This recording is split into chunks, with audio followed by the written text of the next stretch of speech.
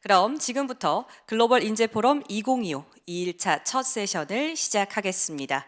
C-1세션은 공생지능의 시대, 인간다움을 다시 묻다를 주제로 AI 시대에 놓치기 쉬운 정서적 감수성을 어떻게 함양할 수 있을지, 또 정서적 교감을 중심으로 활동하는 직업군을 통해 이들이 갖춘 공생지능의 모습과 경험을 바탕으로 기술의 변화 속에서 인간 중심의 일의 의미를 조망하는 시간을 마련했습니다.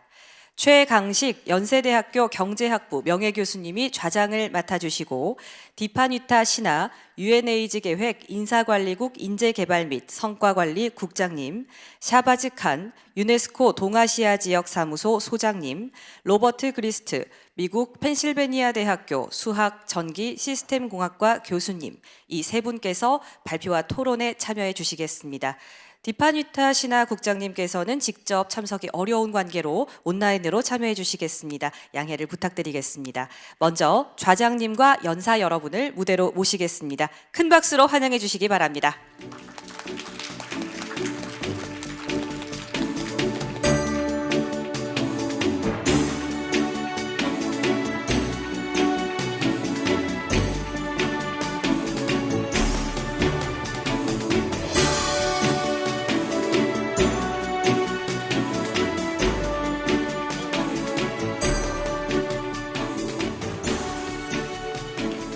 네, 그럼 최강식 교수님께 진행 부탁드리겠습니다.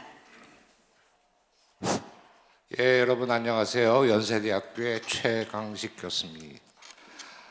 Good morning, everyone. I'm Kangshik Choi from Yonsei University. I'm very much privileged to have first session chair today, and I hope that you enjoyed this session. Well, as she already mentioned, we are living in an age of artificial intelligence, and which is rapidly and efficiently replacing human work.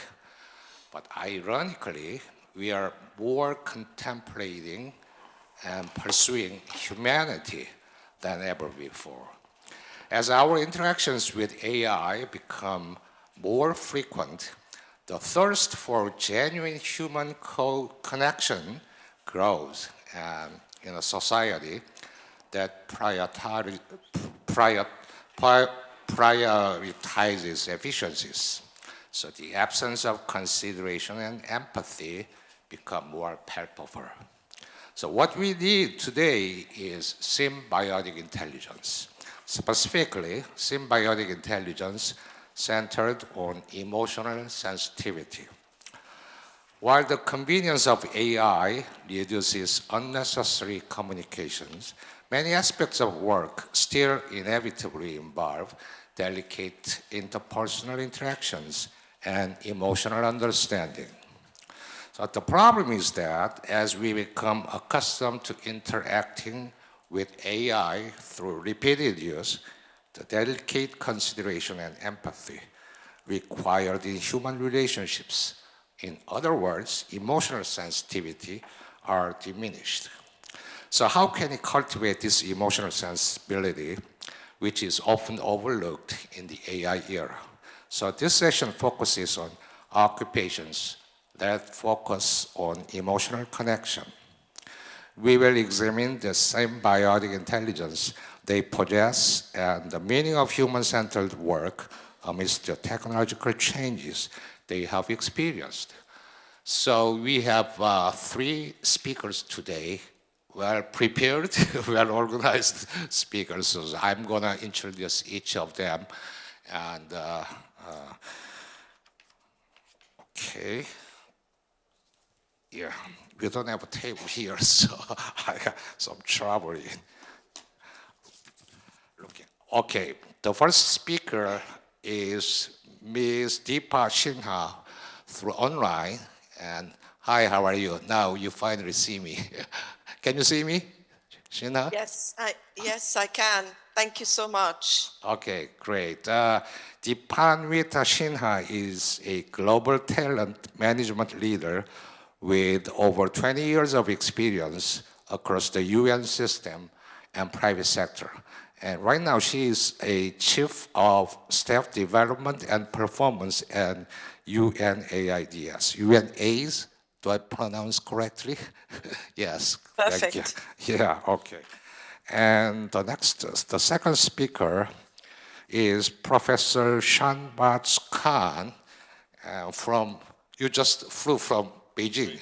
Yes, okay. The Director and Representative, UNESCO Regional Office for East Asia. So you are supporting 5 countries in East Asia. Yeah, including Korea. Including South Korea as well as North Korea. Okay, great. And the last but not the least speaker is Professor Robert Grist, the Associate Dean of Undergraduate Education, School of Engineering and Applied Sciences, and you got a chair. Yeah, Andrea Mitchell University Professor, and Departments of Mathematics as well as Electrical and Systems Engineering in the University of Pennsylvania. So welcome all of you. Yeah. Thank you. And now let's, without further ado, let's start the presentation. And I would like to invite the first speaker. Okay, who's gonna present, Shina or the Laura? It's going to be Laura Okay. who'll be sharing screen, presenting while I speak to them as and when. And Laura, I'll tell you when it's time for the next slide. Yes. Okay, you may start. Thank you. Thank you, Mr. Choi. That was a really warm welcome. It's great. Hello, everybody. It's great to be here. Today, I've been asked to share our experiences at UNAIDS with AI. While there has been a huge excitement about how AI can be used and is used essentially currently in the current scenario with programmatic and technical thematic areas. Today, I'll be sharing our story of how we support staff. And it's a critical time for the UN in general and for UNAIDS. It's essentially because of the huge amount of change and transition that we are facing at this point in time. And the tools that we are using and the stories that I'll be sharing with you are essentially a response to the question that we have asked ourselves: how can we reimagine ourselves and the support that we provide to our staff in this time of change and transition? And every step that we have taken to augment our efforts in providing support to our staff with the help of AI is, of course, grounded in privacy and confidentiality and in ethical use. Every step that we take is influenced by the voices of our staff. We take their needs into consideration. So very quickly, what I'm going to be covering today is a little bit about our organization, which is important to share the work that we do and the context that we are facing. And hence why AI in this context. I'll be sharing with you some of the real AI tools that we have implemented and what opportunities we see for in the next few years with AI. And then, of course, most importantly, lessons learned. Next slide, please, Laura. So we are the joint United Nations program on HIV/AIDS, and we inspire and lead the response to and a shared vision to eradicate the AIDS epidemic. We work with 11 co-sponsors who are all UN entities, and we lead this movement to end AIDS by 2030, aligning with the Sustainable Development Goals. And our guiding principles are firmly grounded in extensive engagement with communities and civil society, including people living with HIV and key populations, which is a very targeted group. And it's also grounded in the work that we do around human rights, around zero discrimination and equitable services for treatment and prevention for our target groups. And HR and the work that we do is, of course, central to supporting our staff in achieving this response. Next slide, please, Laura. What's important to understand is why our work matters in today's context. There is a AIDS-related death every minute. And in 2024, there were 40 million people who were still living with HIV. So UNAIDS is essentially facilitating the response leading up to 2030, where 40 million people with HIV are on HIV treatment. Almost 20 million people would be accessing HIV prevention, and all people receive discrimination-free HIV-related services linked to treatment and prevention. Next slide, please, Laura. Adding to this mix is the incredibly volatile environment that we are currently in. These are very, very ambitious targets that we have set ourselves. But the reality that we are operating in is highly complex. There has been a 60% budget cut at UNAIDS. We have reduced to 55% of our staff member of our original size, and our footprint has reduced to less than 57 countries. The pressures are, of course, being experienced by our staff members. They feel it, and hence mental health, career transition, capacity building support, all of these are no longer HR buzzwords, but they are really mission critical in order to sustain the response. So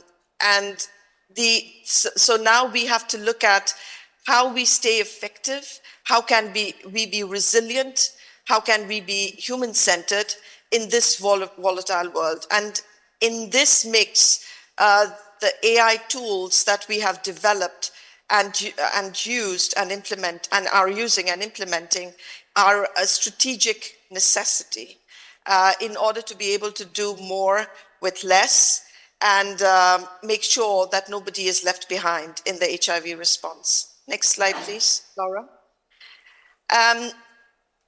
Let's talk a little about how we do this. We are the staff development and performance team, and the work that we do was never about programs or activities. It has always been about people. And the way we support the AIDS response is through transformational leadership development and career support.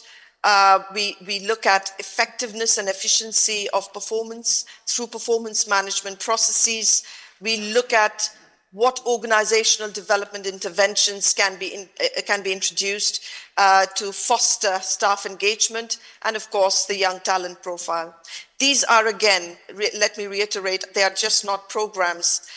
They are helping our people to grow, to be agile, to be responsive, and to stay connected. Next slide, please, Laura. It's critical to ensure that whatever tools we use align with our basic operational paradigm, and which is we are essentially multilingual, so all our interventions need to be in English, French, and Spanish, enabling accessibility. We are extremely personalized. It's helpful because the organization is small, so we know our people, we know what their needs are, we understand the diversity, which is critical in implementing any intervention that has impact and is of value. We see ourselves as internal partners, and our role as a strategic enabler of the AIDS response is what permeates every tool and intervention that we implement. Next slide, please. Why AI? I mean, there is a lot of hype around artificial intelligence, and UNAIDS, like every other UN entity, we are on the bandwagon. We collaborate closely with every UN entity. We are part of knowledge networks. We learn from each other formally, informally. But within the UNAIDS context, unique to our requirements, we are trying to strengthen the symbiotic relationship which will allow us to get the most value for all of these interventions. It is of strategic relevance, as I've mentioned, but what I would like to point out here is that every tool prototype that we implement also is designed based on our responses to 3 critical questions. The services that we provide to our staff, how urgent is it and in what volume it needs to be implemented? How important is it and how complex is the service? These 3 questions help us frame what we would like to implement, and it allows us to differentiate where more of human judgment is needed as compared to more simple and easy tools to use for our staff. It's a delicate balance, and I think a lot of the user uptake and the impact that we bring with these AI tools depends on this. And of course, what is extremely important is data security, confidentiality, and this is also a balance that we are trying to constantly manage. We are mindful of the risks, and we are all constantly seeking feedback from our staff, ensuring that we are on the right path. Most of the tools that I'll be speaking of today are the ones that interact directly using Copilot, and it's integrated with our enterprise platform. So we ensure that AI works for our people and not the other way around. Next slide, please, Laura. So here we get into the meat of the presentation, the tools that we are using, and there have been plenty developed over the last 1 year. On this slide that Laura is projecting, we are looking at some of these simple, easy to use, practical AI agents that we have developed. The interview practice tool essentially looks at, is a tool where staff members can do practice sessions where questions are asked in interview-like scenarios, and our responses get analyzed, and feedback is given, which is just not on content, but also on how. The CV cover letter resume a tool allows, again, staff members to customize to specific job roles that they are applying to more effectively and clearly. And let me say, before I move on to the conversation simulators, that both of these tools are actually embedded within a larger program framework. So there is a lot of human calibration and human interventions from specialists from within our team to ensure that this is really personal. We also have conversation simulators where we have developed case studies from the UNAIDS experience and used them to create test scenarios where managers and staff members can play out sensitive conversations like performance feedback or influencing decision-making processes. It is a secure environment for them to try out different communication styles. Next slide, please. Based on these coaching agents, we also have looked at how we can support staff learning and saving of institutional memory in this time of change. The first tool that you are looking at is a skills profiling tool, which enables staff members in analyzing strengths, in analyzing their interests, and then suggests career paths and roles that align with these skills and strengths. We have also expanded the skill profiling tool into what we are calling the expertise analyzer, where we are trying to create data banks of skills that staff members have, which is extremely important in this time of transition. The Learning Navigator is simply a tool that allows staff to be recommended various learning objects, which is on-site or even out in the open web, that would help them in their growth and professional development. The Knowledge Link is another tool that is helping and guiding our colleagues to capture institutional knowledge. It is principally being used for leavers at this point, where we ensure that their experiences, their knowledge, and their understanding of their work and role is captured in order to ensure that the organization can use it in a scenario which is far more challenging and where these knowledge captures are essential to move forward. Next slide, please, Laura.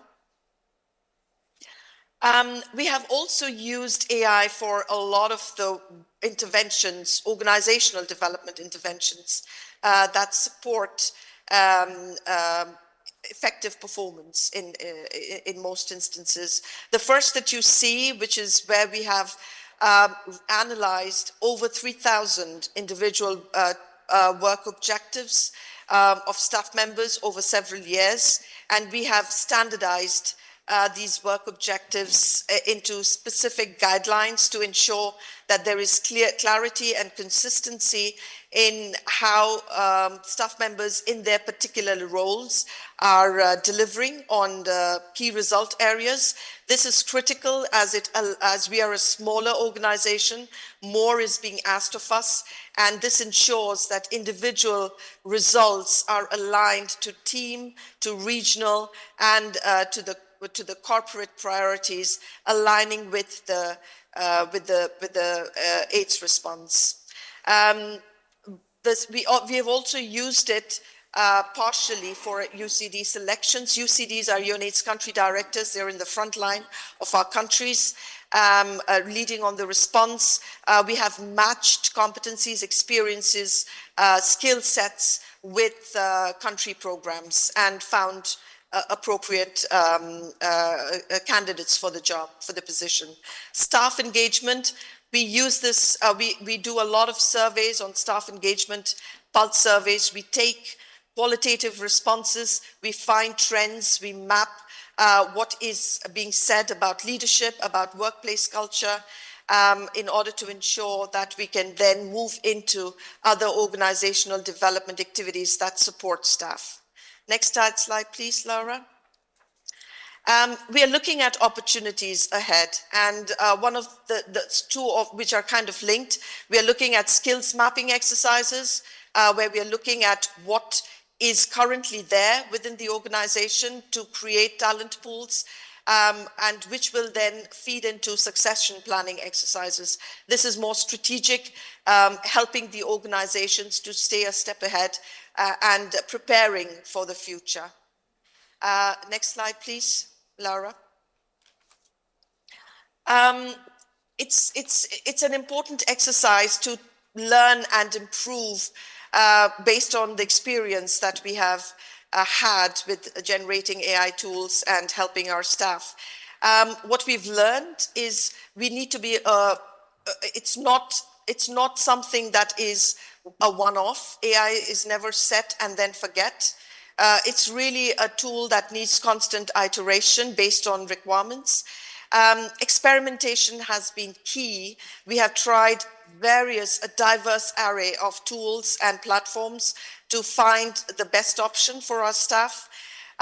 We have been very conscious that sensitivity matters. We are a multicultural organization coming from diverse religion, ethnicity, nationality, languages, and we've made sure that we've taken that into account. the multilingual capabilities of the tools that we're using has been a big success. So we are happy with that.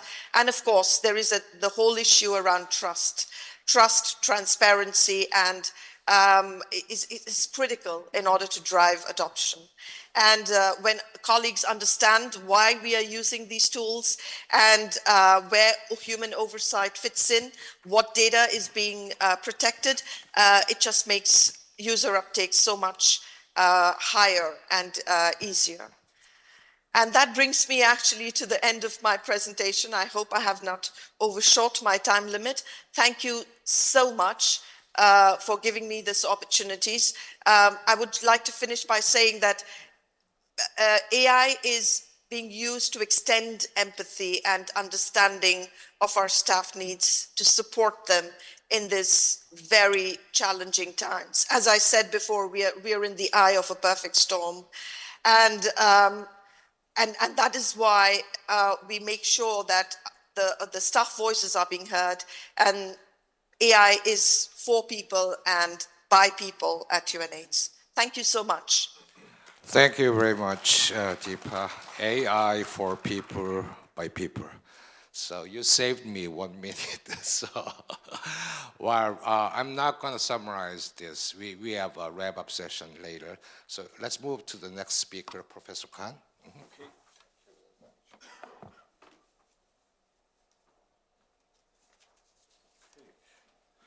Thank you very much, dear Professor Choi. Okay, so I can change from here.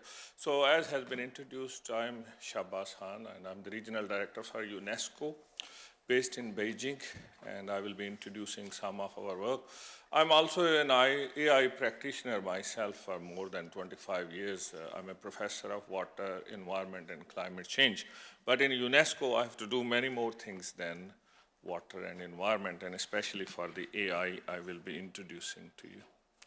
Ladies and gentlemen, UNESCO is a leader in the artificial intelligence area, and I will introduce what we do. This year, we have organized what we say the Global Forum on Artificial Intelligence in Bangkok. So this was a very important forum in which ministers from several countries attended. And there were many things which were discussed there. And some of those trends are listed here. So one of them is there are huge investments in artificial intelligence, including in this region. There are many people who are using AI without knowing what it really means and what is behind it. And then there is a big issue that is strongly dominated by the male professionals rather than female professionals. And then if you look into the trends, one of the issue also is environment. AI uses a lot of water. It has a big carbon footprint. The policies of AI are not well implemented in many of the countries. So while we are using artificial intelligence, most countries are not ready for it. UNESCO has readiness assessment methodology. UNESCO has a network of AI professionals without borders. UNESCO has Women for AI, so I will introduce some of that to you today. Ladies and gentlemen, if we look into the AI systems and the trends related to AI, and if you remember the opening session where the keynote speaker said from auto to automation, those things, we are not looking into future, they're already happening. So robotic automation, dark factories where there are no workers, they are already a reality, and I know many of them in China, for example.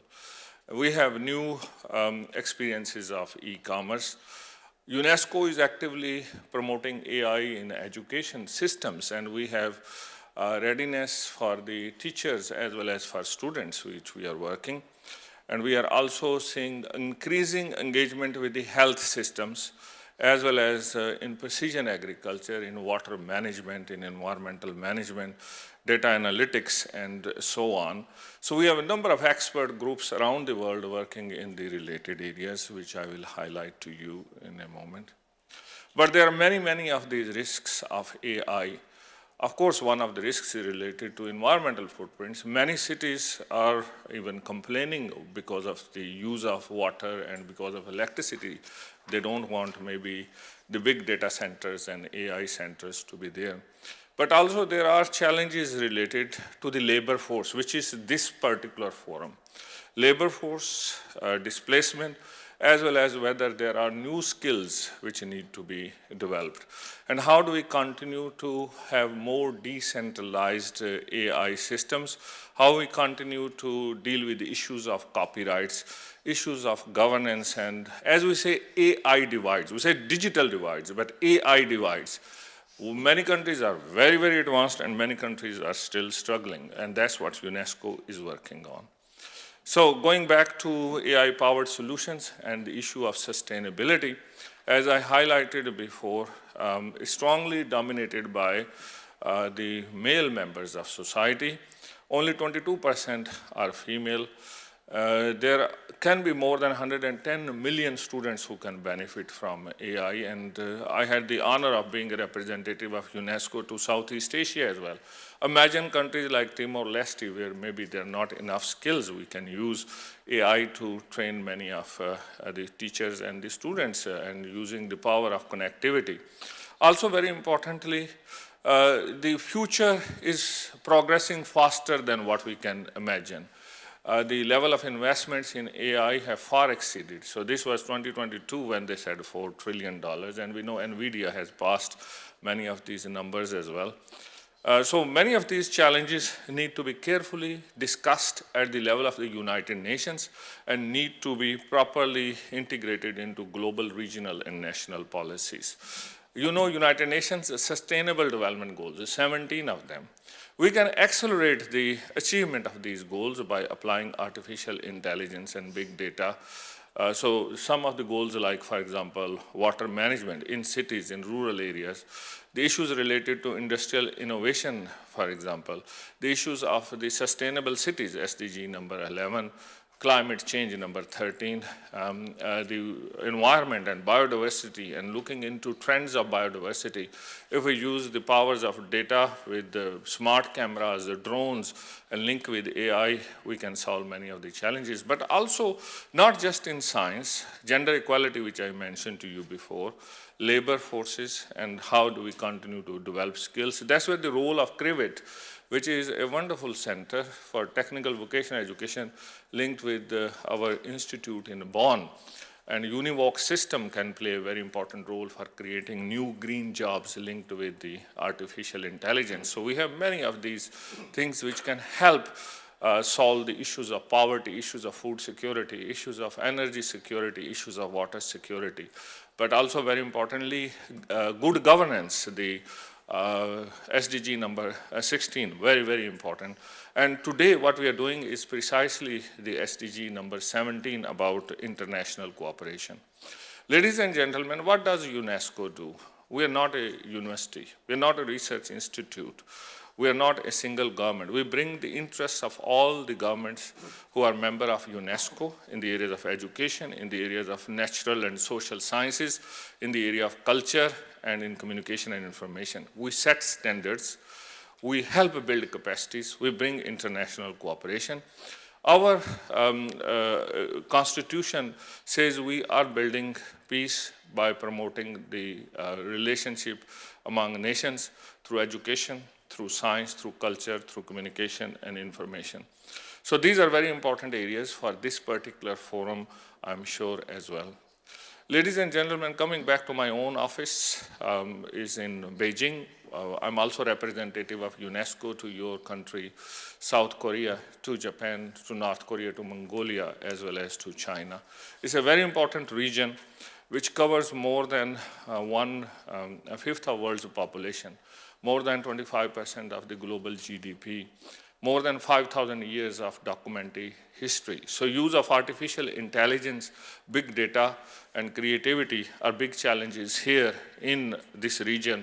And we are very proud to work with the Republic of Korea in many areas, including bringing education to Africa, bringing also many ideas of tangible and intangible culture, heritage, also global citizenship education. So we have several of our UNESCO centers here in Korea which are actively working on the AI as well. So let's go back to the AI.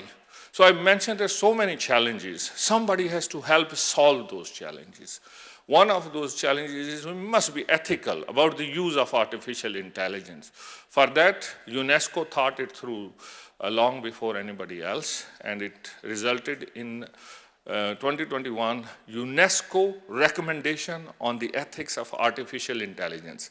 It is international soft law under which this recommendation was adopted by 193 member states, including South Korea. And I would say 194 because US came back, and also it's one of the most important recommendation, which is the only recommendation across the world about the ethical aspects of AI. So what does this say?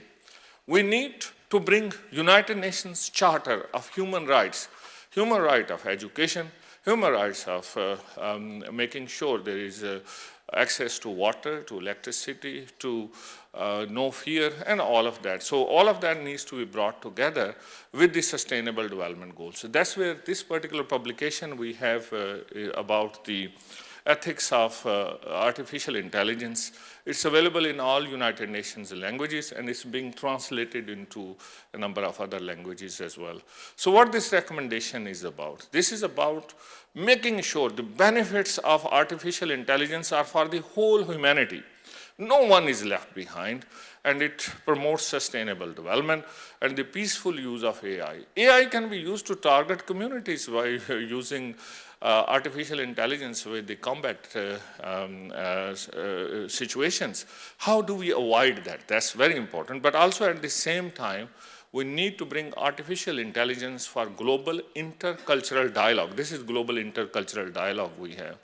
And we must assist our member states in responding to changes in, and challenges coming from the artificial intelligence. So there are a number of policy areas. I would like you to focus on policy area number 10, which is about economy and labor. So economy and labor is a very important part of UNESCO's recommendation on the ethics of AI.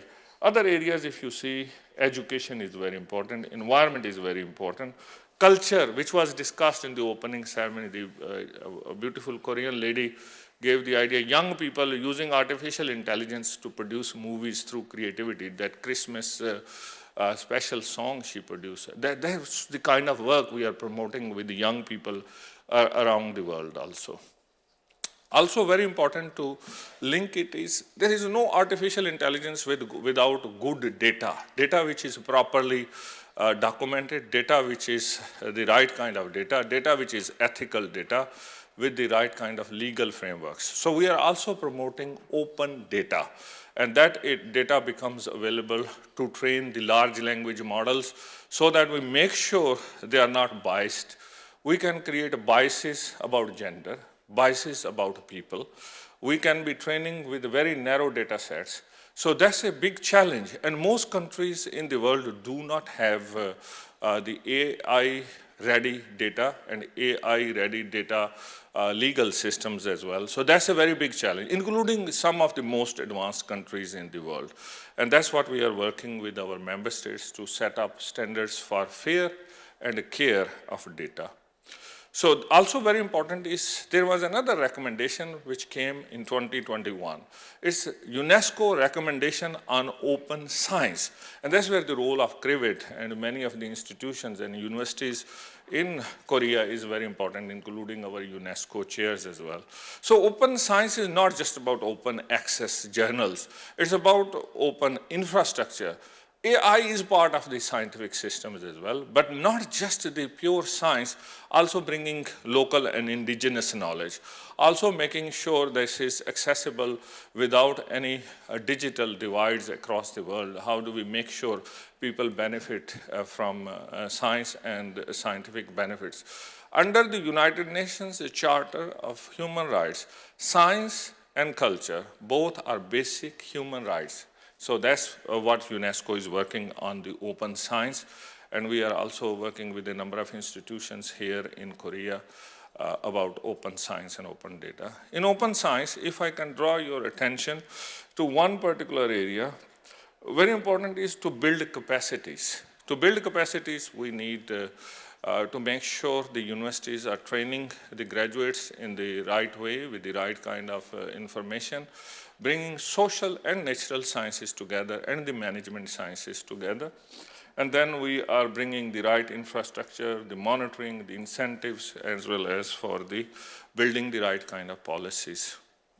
UNESCO has a number of institutions it's working with. We have a UNESCO family of UNESCO centers, UNESCO chairs, but also we work with the civil society organization. We have a global network of civil society organizations and academic institutions working with UNESCO on the issues of ethics of AI. Also, AI governance disclosure initiative for any of the private entities, like for example, the big telephone companies or the companies working in Internet of Things, how will they disclose that information they have? We also have the readiness assessment methodologies, which can be applied to the government, they can be applied to a university, so they can be tailored accordingly, and AI experts without borders.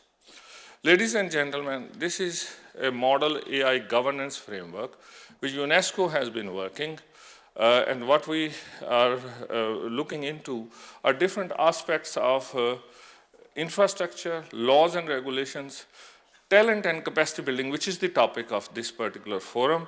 How do we build capacities? By skilling, upskilling, reskilling, and developing and retaining AI talents across the world. So including in creativity, including in culture, including in science and technology, including in the new generation of teachers, also the new vocational education and training, and very importantly, how we bring AI for the common citizens. Then also economic measures which are taken to anticipate, to address the economic impacts, the labor impacts, the displacement impacts, and then also looking into research and monitoring. Such kind of governance framework we are promoting to be available at the level of a country such as Mongolia. We are working in Mongolia, which is also my responsibility, to set up an AI-enabled system. And we have partners like the United Nations University working with the UNESCO. I quickly introduce to you a framework which is a greener framework. This greener framework is also a governance framework, but it is strongly focused on the environmental side of artificial intelligence.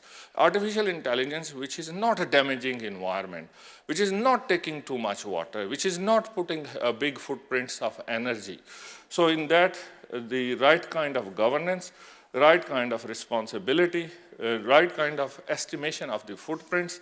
Also, how do we bring the energy and related impacts? How to bring new collaborations on low carbon infrastructure. And we also bring education as a key part of the greener framework and research. So this article is an open access article from Nature.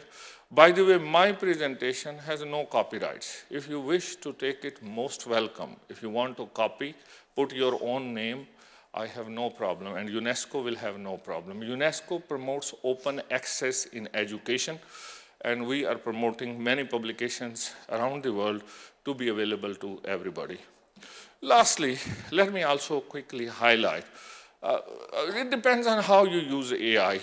In the opening session, when our younger colleague gave an example of using AI tools to bring creativity, to create music, as well as creating movies, that's a wonderful example. You don't need to be an expert in AI for knowing the coding. So this is an experiment I just did. You can do it yourself. You ask the question to ChatGPT, how do we enhance human capacities by working closely with AI and by working together rather than letting AI loose? How do you bring the right kind of aspects for artificial intelligence? So on the left-hand side, for AI and humans to take care of our planet, you know, in United Nations Sustainable Development Framework, the 2030 agenda, we take care of people, we take care of planet, we take care of economies, and we link with communities, and we bring new economic opportunities. So we say, okay, for AI and humans to work together, principles of SDGs, principles of healthcare, principles of science and technology, principles of understanding our ecosystems, they need to be properly embedded together. So that's the kind of thinking. So if you think about the modern generative AI, then it's not the AI which is important. What is important is the way you put the prompts and you put the questions and you inquire it and you challenge it. And how do we make sure what AI is telling us is good enough or not?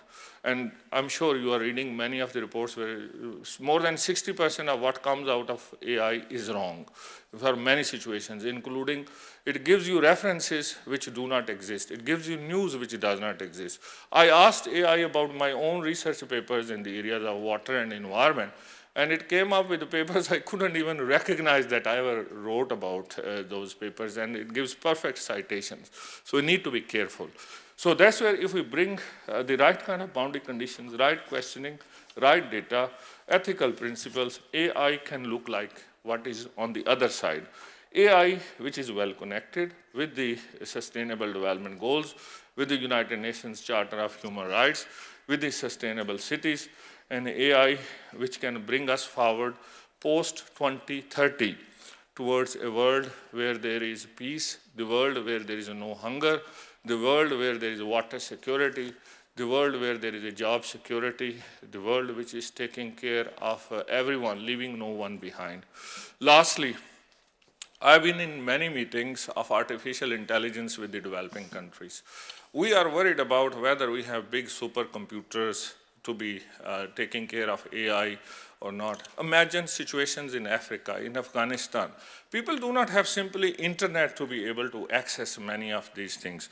So how do we revolutionize communications? That's really our challenge.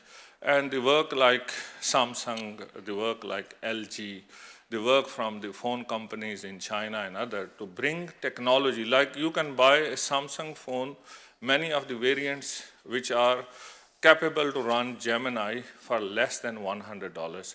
And that will bring the real revolution for a world which is not only ready, but it's using AI to its full potential to achieve the global human resources potential. Thank you very much, dear Professor Choi. Thank you, dear colleagues.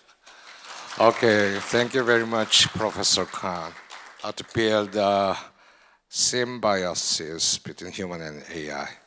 Okay, let's move to the last presentation, Professor Gryst.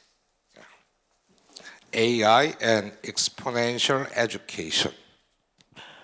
Thank you very much. I want to thank the organizers for inviting me to this wonderful meeting. I also want to thank the excellent support staff who've done just such a great job with everything, making this run smooth. Thank you so much. I am the undergraduate dean in the engineering school at Penn. I'm an educator and a researcher. I'm a mathematician by training and in practice. So my remarks are going to be reflected by that experience. I'm going to focus a lot on education. I teach a lot of math courses. In fact, not only am I thanking you, but my students are thanking you because they're supposed to have class, but it's canceled because I'm here. So the students are very happy about this. I'm very happy too, but the students, they're very happy. When I'm teaching math classes, when I'm teaching calculus, one of the things I tell students is that the most important function is the exponential function. And the universal truth about the exponential function is that everybody underestimates it. You think you understand the exponential function, but no, you underestimate it because we as humans evolved to predict linearly, locally in time, and that works locally. However, so many things, especially so many things associated with AI, are exponential in nature. And that's not how we tend to think, that's not how we tend to predict, and because of that, it stresses us out. We see things changing faster than we expect, faster than the linear, and because of that, we get worried. There's nothing wrong with that. That's natural. That's part of how we evolved. We evolved to survive, to estimate threats, and to react against potential negatives. And so, when it comes to AI, the first thing that we tend to think about is what bad things might happen. Is this going to lead to extensive job loss? And the answer to that is the answer, as it's always been, yes, technology is always going to change the way that jobs are the jobs that people have. But it is easy to imagine catastrophe. Beyond just simple jobs and what's available, what's going to be automated, what's not, there are deeper issues that I see my students and that I see other people worrying about. Issues as fundamental as, is work going to be meaningful at all? Is everything going to be automated? What is left for us to do? I see some of my students are very anxious, they're very stressed out. And sometimes they say, I'm not sure why I'm studying if the AI is going to be able to do things better than I can. These are really serious questions, questions that we have to deal with. However, this is not a new anxiety.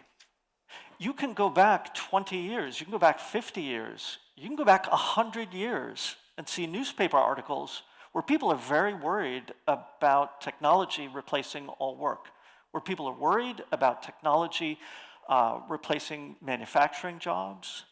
This is a common refrain. And again, it's the tension between the linear experience and the exponential change in technology that causes this conflict. I'm not saying that there's nothing to worry about. What I'm saying is that we have had these anxieties for a long time, and we have adapted, and we will continue to adapt.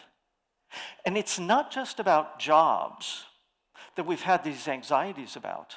It's about what it means to be a human and to produce meaningful content. For example, when computer-generated artwork first came into prominence, not recently, no, a long time ago, people worried, is this the end of artists? When computer-generated music first came on the scene, synthesizers, people worried, is that the end of musicians? And so ask yourself, how much music do you consume now that is produced by a synthesis, a symbiosis between technological musical development and human creativity? The gap, the big gap between the exponential change in capabilities, what we're able to do, and how we deal with it, how we manage it, is education, in my biased opinion, being an educator. And where I see the gap between the linear and the exponential is in terms of, on the one hand, the capabilities which are changing exponentially quickly, and the other hand, on how we educate our students, how we help them gain discernment and, if you will, even wisdom to know how to use these tools. That is constrained by experience, which happens over a linear timescale. This, I think, is the bottleneck that we should focus on. Now, if you look at the history of development over time, at the history of technology, the impact that it has on the symbiosis between technological development and human development, I think the key example is that of symbols, for lack of a better term. This audience knows better than any what a good alphabet means for the promotion of culture, for the promotion of literacy, how that technological development unlocks so much human potential. This is true in other areas as well.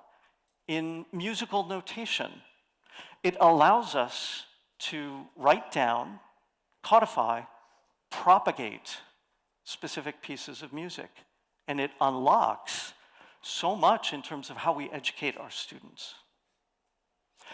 I'm a mathematician, right? So I love numbers.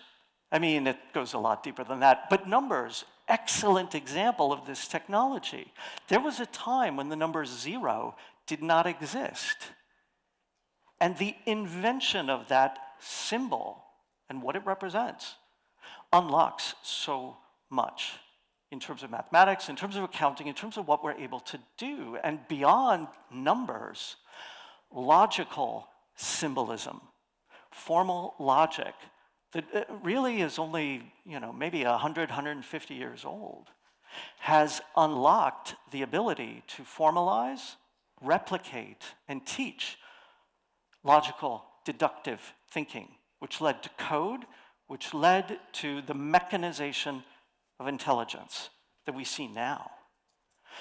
Moving beyond symbols to writing, everyone thinks in terms of the printing press, in terms of what it has unlocked. I want to think about it in terms of what economists call Jevons paradox.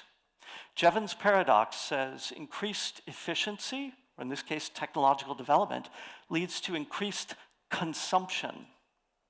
We consume so much more written material than ever because of things like the printing press and everything that has come since, including digital outputs. Now, you might say, well, most of the stuff that we're reading on the internet, on social media is maybe not so high quality. There are pluses and minuses to that. But the net amount of written information that is consumed by people has gone up with technological development. This is true beyond writing. Audio is just a great example. If you think about the days when music was a luxury to be enjoyed by people with means in a private setting, there's a reason why we call it chamber music, the ability to record and disseminate audio led not only to people consuming much, much more music, but to an explosion of styles. And again, you might say, but this wasn't a unique positive thing because some of the music that's out there now is not so good. But new forms have come into being that are so good. I'm thinking jazz, I'm thinking K-pop, I'm thinking all kinds of musical developments that would not exist without this technology. Moving from audio to video, how many people back in March of 2025 saw when GPT-4o came out with the image generator that allowed you to make anything in the style of Miyazaki? Yeah, everyone, at least around me, just went nuts making images in that style. And within a 2-week period, more visual artwork was generated just with that model than the amount of art generated by humans over the entire planet for an entire year. That is what exponential growth looks like. And now we're getting into the same thing with video generation. I would also point to video games as a very rapidly developed form of art that, again, you can argue, well, is it good for society or not? And I think you can argue both ways. There are true art forms within that medium, and there are serious, serious games that are out there. Okay, let me move from the global, the view of technological development and how we have seen lots and lots of exponentials over the decades, over the centuries even, and we have adapted to them and derived so much from them. Let me move now to a local perspective. As undergraduate dean in engineering at the University of Pennsylvania, one of the things I'm most proud of is back in 2024, we developed the first AI degree in engineering at a major school in the US. This is really cool. We've got a lot of students who are interested in being educated in AI. We are explicitly educating students for an unknown, if not unknowable, future. We're educating them to be leaders. Besides the undergraduate bachelor's degree in engineering for AI, later in 2024, we launched a master's degree program that is online. We are very heavily invested in educating students in the use of AI. This has had ripple effects across the the university in everything from the biomedical research that we are doing with Penn Medicine over to the robotics lab, the GRASP lab, which is one of our leading research labs at UPenn. Taking an even more local view, I mentioned my students who are very happy that we're not having class today. For the past 2 years, I've been working to integrate AI into how I'm teaching my courses as a way to propagate that across the university. There are 2 ways in which I've been doing so. One is top-down, the other is bottom-up. An example of a top-down use of AI is that for every class I teach, I build a custom version of GPT that has all the course materials embedded in it and that is tuned to respond to students where they are at. It asks them questions about their major, about where they're at in the semester. And this has been a really great experiment because it's been very helpful for students without replacing the human element. Nothing can replace having that live experience. That's why we're all here. Nothing can replace the student who's having a hard time, who's coming into my office, and I listen with empathy, and I talk with them, and I help them. And yet, at 1 o'clock in the morning, when a student is stressed out because they don't understand something, they can easily go to the AI and ask questions. That is an excellent example of symbiosis. Now, this is top-down. I'm building this custom GPT and making it available to students. What's an example of bottom-up? Great example. If you've never tried this, you should go try it out. Google has a product called Notebook LM. That stands for Notebook Language Model. And what you can do is you open up a notebook and you upload a bunch of materials. These materials can be PDFs or audio files or YouTube videos or a course textbook. You can just upload everything from a class and then start asking questions. And it will refer back to the materials. You could do mind maps, you could do audio overviews, any kind of thing. This is something that students can make for themselves to take charge of their educational experience. Excellent example of bottom-up. Now, where do these course materials come from? I always record my lectures, and I put those audio files out in public for students to use. Books, that's a little bit more difficult because of copyright issues. However, one of the experiments I've done in the past year is using AI to help write the books. Over the past year, I have written 2 books, one for my linear algebra for AI class, which there wasn't a good linear algebra book that was explicitly for AI.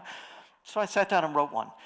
It's about 300 pages. It took 2 months with a suite of AIs that were built to produce this accurately and at speed. One custom AI just for the structure and the outline. One for the writing. That's very interesting how this works. I uploaded a whole bunch of my writing in the past to an AI and instructed it to crystallize, to distill the writing style into a compressed format, output to JSON, file format, and then I upload that with instructions to write in that style. And now the AI sounds like I do. This is very nice. A separate set of AIs, very skeptical, just for checking that everything is correct, just to check that the references are correct. Because, of course, if you ask an AI for references, it wants to make you happy, and it will just give things to you. You have to tell it, I want these references to be accurate. That's one example of a book. Wrote another book on a different subject, something a little more fun, a little more literary-oriented. Both of these available at my website in PDF form if you want to take a look. Let me mention as well the additional aspect of my work besides administration and teaching. I'm a mathematician. I do research in mathematics. I understand this is not a math conference. However, I'm going to tell you a secret. The secret is these AIs are so good at research-level mathematics. Nobody understands it yet. Everybody is underestimating the exponential. A couple of months ago, at the end of August, I was asked by an AI company to start producing math problems that have a definitive answer, something like a number, that AIs can't solve. Not because it's too hard to compute, but because it breaks the reasoning chain. And I couldn't do it with the current models. It took me about 2 or 3 weeks to get some examples that worked. I was blown away. I had a team of students helping me. They couldn't write down any problems that were very closed and self-contained that the AIs couldn't reason through. That is the state of things right now.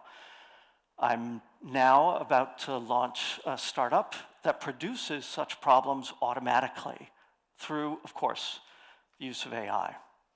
There are going to be incredible changes in the math research side within the next couple of years. Again, the lesson that I tell my students, the way in which I'm framing things, is that everybody underestimates the exponential function. And because of that misestimation between the exponential and the linear, there's some anxiety, there's some worry, there's some stress. We see that most in terms of economic impact, in terms of jobs, but I would frame it in terms of education. How do we teach? What should we value? The disconnect between capabilities and discernment and wisdom is part of the critical bottleneck. And of all the things that we could worry about, and there's a lot, the one thing that I would focus on is this disconnect between technological capability and the development of wisdom and discernment. And I think that the answer to that disconnect is education.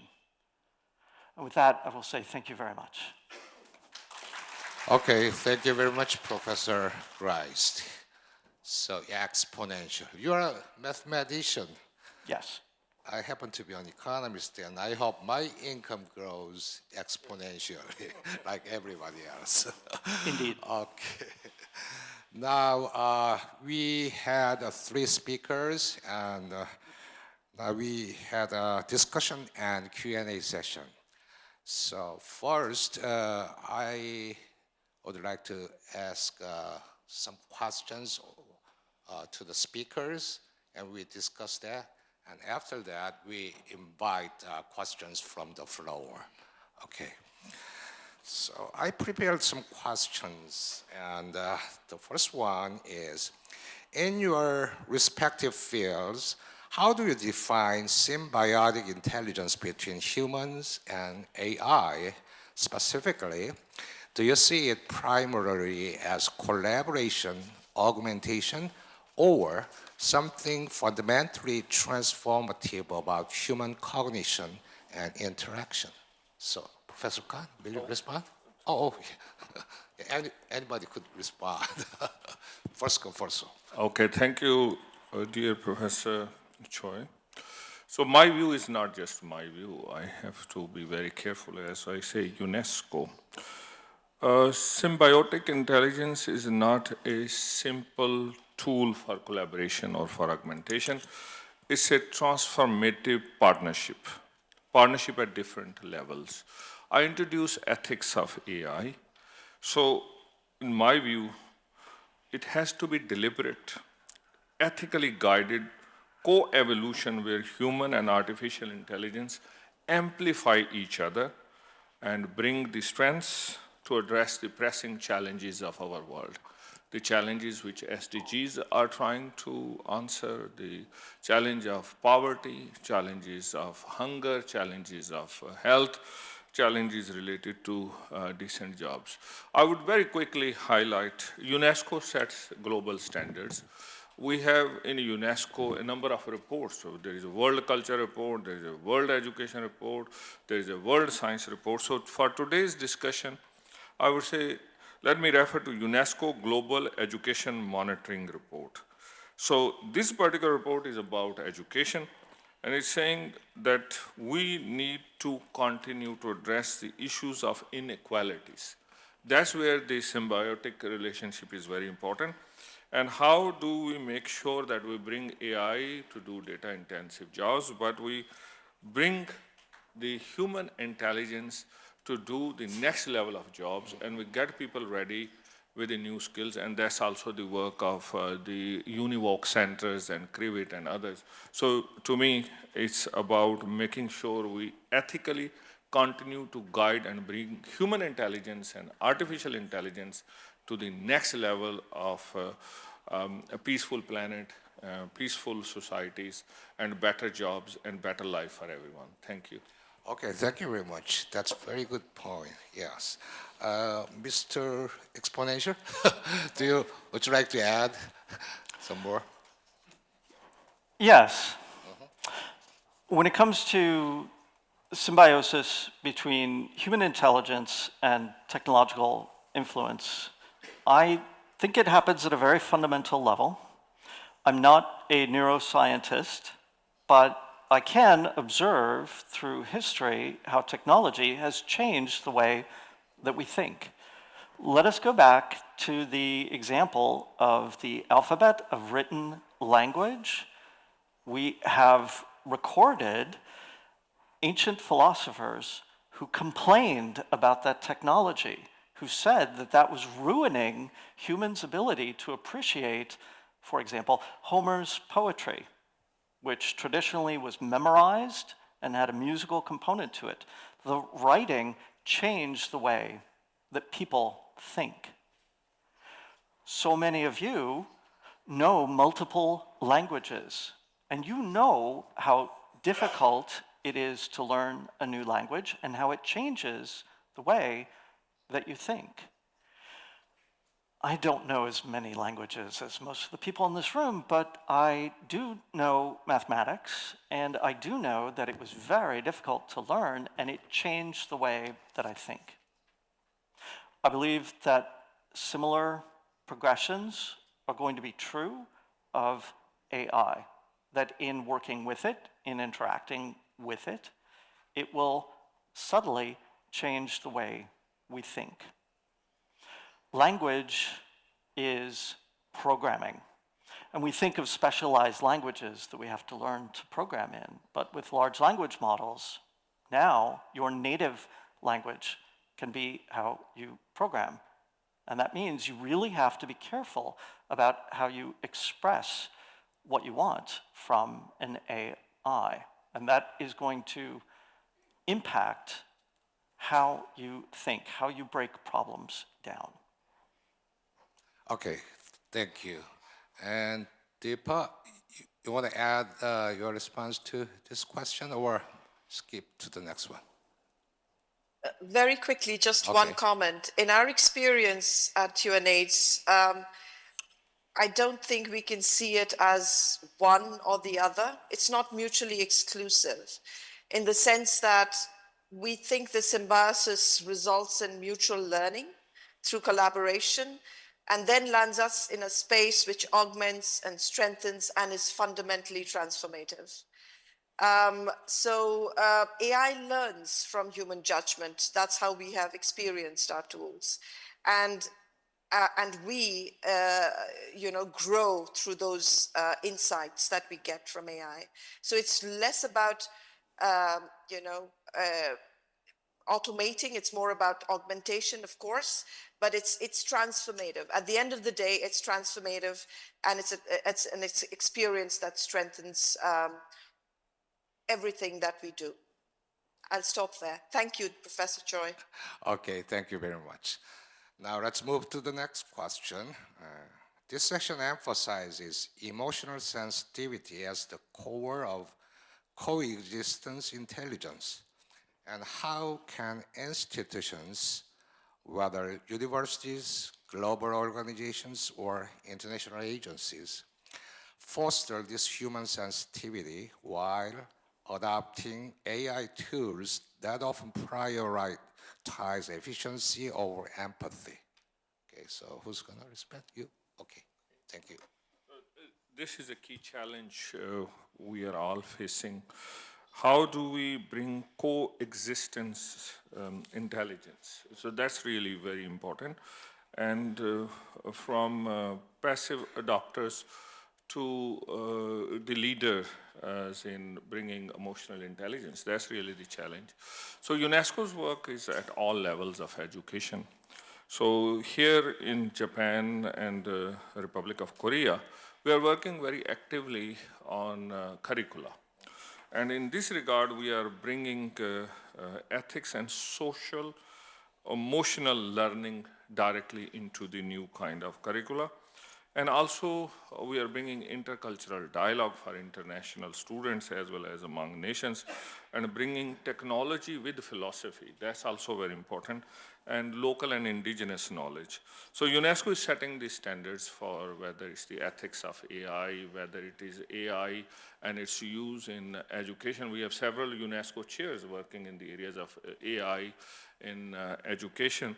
And also, very importantly, bringing what is important for different levels of society to bring digital and ethical literacy that brings human dimensions of learning. So this is a huge challenge for everyone, going beyond empathy to bringing what can be co-intelligence and coexistence, and bringing what is best from technology and from human intelligence, and bringing the next generation of workers of the world, which is the topic of our forum, who will be able to lead us with confidence, with better knowledge and proper use of artificial intelligence, and making sure there is human intelligence which guides this process all the way through. Thank you. Okay, thank you, Professor Khan. And you want to respond? No, skip. I'll say that our first speaker Yeah. talked about how Yeah. they developed a platform for having difficult conversations and simulating that. That sounds like a really interesting application along those lines. Okay, so Diba, your response. Yes, and I think it's critical, this question that you're raising, Professor Choi. And all I'll say is that, you know, we can nurture emotional sensitivity by embedding empathy in the design process, not just focusing on the outcome. Every AI prototype that we are using begins with staff stories. What worries them? What hopes there are for them? What makes them feel seen? And we test them, and we recommend testing prototypes, not just for usability, but for also emotional resonance. You know, does this feel supportive? Does this feel fair? Does this empower? And only then can we build in empathy in the entire intervention. Thank you. Okay, thank you very much. I was just looking at the questions from the floor in the monitor. And, well, we invite many questions, so you still have time, okay? We already have 6 questions here. Okay. The next question is this.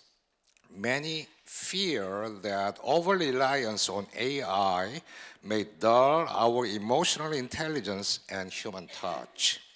And what safeguards or practices do you recommend to ensure that AI integration enhances rather than erodes our shared humanity? Okay. Yeah, you are next to me, so you are the first responder. No problem. Because these issues, dear Professor Choi, are troubling everybody. So as I said, UNESCO with 194 as of today, but from next year, 193 member states.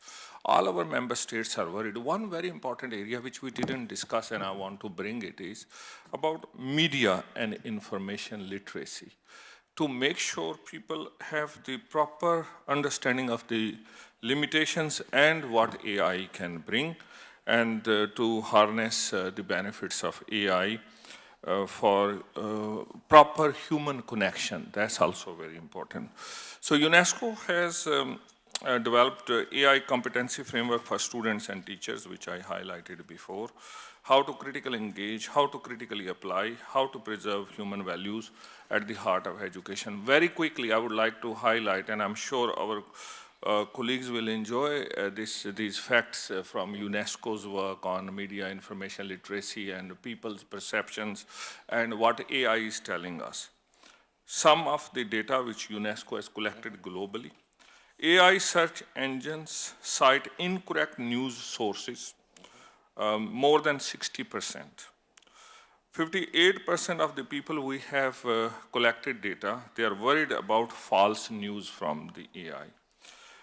As 66% of the people who use AI, only 46% are willing to trust it. 2 out of 5 people only have received training in AI. 3 out of 5, no training, still use AI. And also, there are big challenges in terms of media and information literacy. These are the areas we need to work very, very closely to bring basic digital skills beyond the universities, beyond the technical vocational education. So how do we bring it to the common people? As you are using your phone, passively you are using AI, passively you are being monitored by AI. So how do we bring that proper information and how people really recognize the value of what is coming out as we are putting these prompts to AI and what AI is telling us and how we use it with a salt of grain and with the right kind of information and how we make sure that we bring societies to the next level. So your question very important and UNESCO is actively working on it. Thank you, dear Professor. Okay, thank you. Anybody else to respond to this question? Deepa? No? I think, yeah, well, you asked me a question, I'm going to start responding, but I think it's really important to understand that we shouldn't let AI diffuse human judgment and authority. And that's where I think the biggest challenge is, not be driven by AI, but we drive the process. So I believe there are 3 key things. We need to keep human judgment within the loop. It needs to be anchored in human review, in reflection, in dialogue. There is a very key essence around and importance around ethical literacy. We need to train, which is critical, and I completely agree. And our tools need to be intentionally conversational. We need to create feedback loops, inviting users to reflect, to challenge, and share experiences, and not just take whatever is given. So it needs to be a mirror to see ourselves more clearly, and not just something that replaces us. Okay, thank you. And anything to add? I'm curious to hear the questions from the audience. Yeah. Oh, yes. So we still have 5 or more minutes for this discussion session. So actually, I prepared for individual questions, but I would not ask that. Instead, I would give each of you for 2 minutes to emphasize over some answers to my individual question that I already sent to you. Okay, would it be fine? No response. Well, You wish to summarize the questions from audience? okay, all right. Okay, then let's move to the audience session. Okay, there are some questions. The first question is to Professor Gryst. For many students, AI is now an ever-present co-pilot for learning and assignments. As an educator, how do you see AI fundamentally redefining the concept of intellectual honesty and originality? Okay, that's.